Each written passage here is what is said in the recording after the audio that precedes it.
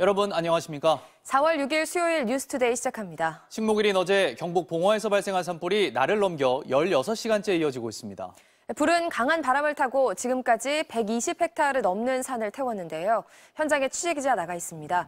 김경철 기자, 밤사이 진화 작업이 이어졌죠. 네, 저는 지금 경북 봉화군 도촌 초등학교에 설치된 산불 현장 지휘본부에 나와 있습니다. 현재 산불 대응 3단계가 계속 발령 중인데요. 날이 밝으면서 산불 진화 헬기 27대가 다시 투입될 준비를 하고 있습니다.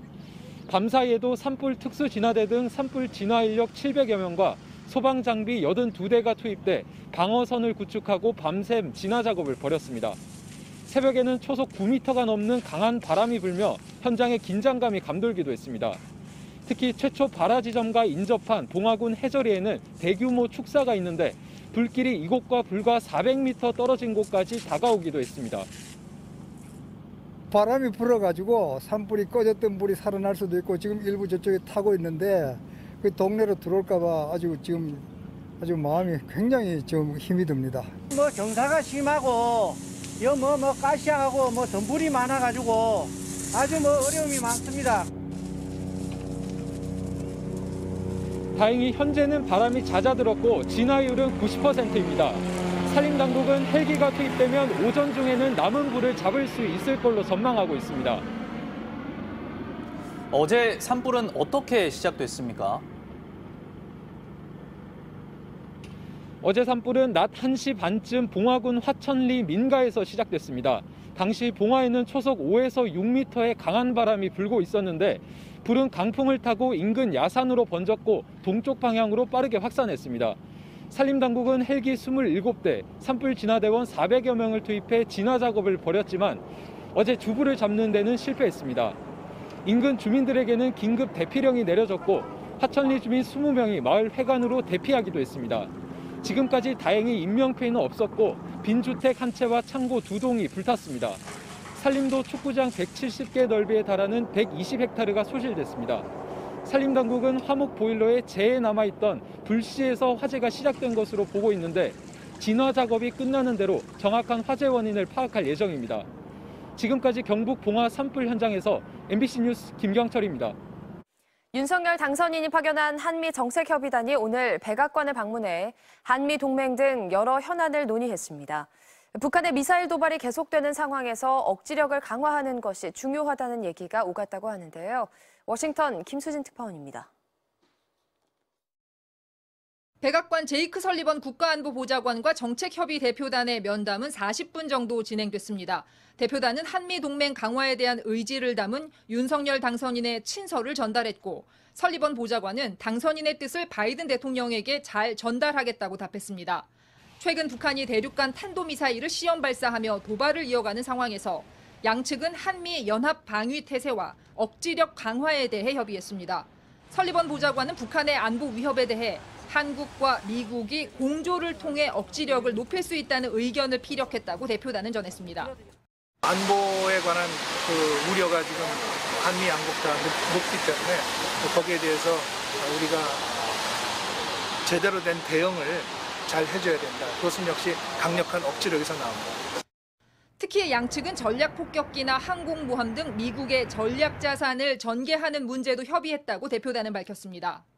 전략자산 전개는 아까 말씀드린 대로 확장 억제 강화의 중요한 요소입니다. 그런 차원에서 오늘 한미 간에 협의를 했다고 보시면 됩니다. 한미 정상회담 개최 문제도 논의됐습니다. 당초 일본에서 봄에 열릴 것으로 예상됐던 쿼드 정상회의 일정이 확정되지 않아 시기나 장소가 구체적으로 언급되진 않았는데요. 대표단은 한미 양측이 이른 시일 안에 정상회담을 열기로 했다고 전했습니다. 워싱턴에서 MBC 뉴스 김수진입니다. 젤렌스키 우크라이나 대통령이 유엔 안보리 회의 화상 연설에 나섰습니다. 러시아가 자행한 민간인 학살은 극단주의 테러단체 소행이나 다름없다며 러시아를 안보리에서 퇴출하라고 요구했습니다. 임소정 기자입니다.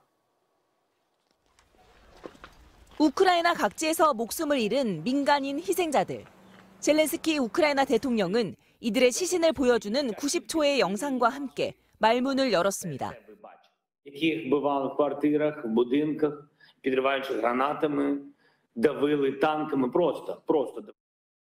젤렌스키 대통령은 러시아의 민간인 학살은 2차 세계대전 이후 저질러진 가장 끔찍한 전쟁 범죄이며 극단주의 테러리스트 단체 IS의 소행이나 다름없다고 비판했습니다. Відрізняється від того, що робили терористи Даїш. Найстрашніші воєнні злочини за увесь час після завершення Другої світової війни. 이어 이 범죄는 유엔 안보리 상임이사국에 의해 저질러진 것이라며 러시아를 안보리에서 퇴출하라고 촉구했습니다.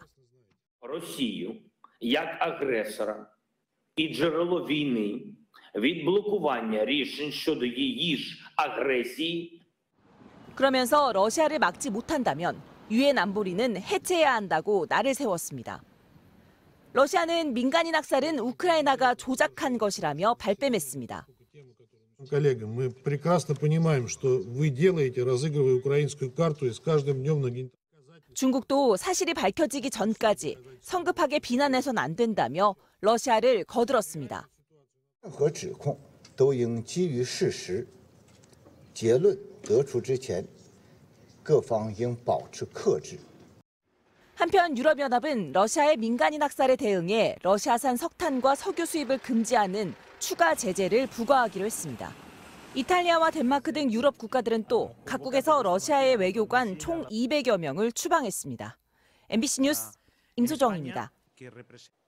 어젯밤 9시까지 발생한 코로나19 신규 확진자는 28만 1천여 명으로 일주일 전보다 13만 명 넘게 줄었습니다.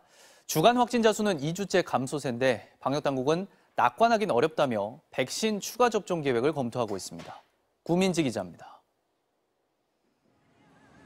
어젯밤 9시까지 코로나19 신규 확진자는 28만 1,262명으로 집계됐습니다.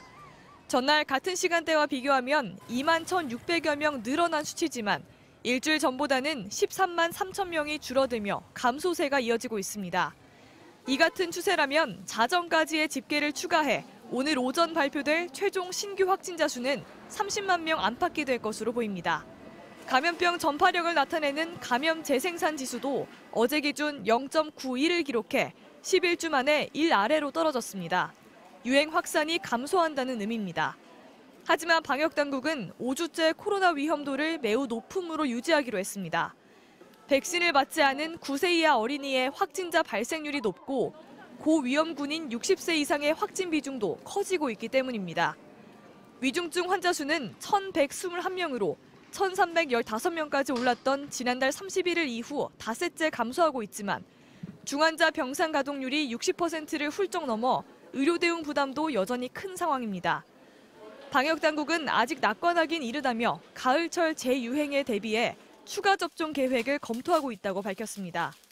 백신의 효과가 현재까지 유지되고 있지만 여기에 대해서 약화의 가능성도 있고 또 가을철에는 계절적인 영향으로 인해서 다시금 유행이 발생할 수도 있는. 사실상 독감 백신처럼 코로나 백신도 주기적으로 맞아야 한다는 뜻으로 해석됩니다. MBC 뉴스 구민지입니다.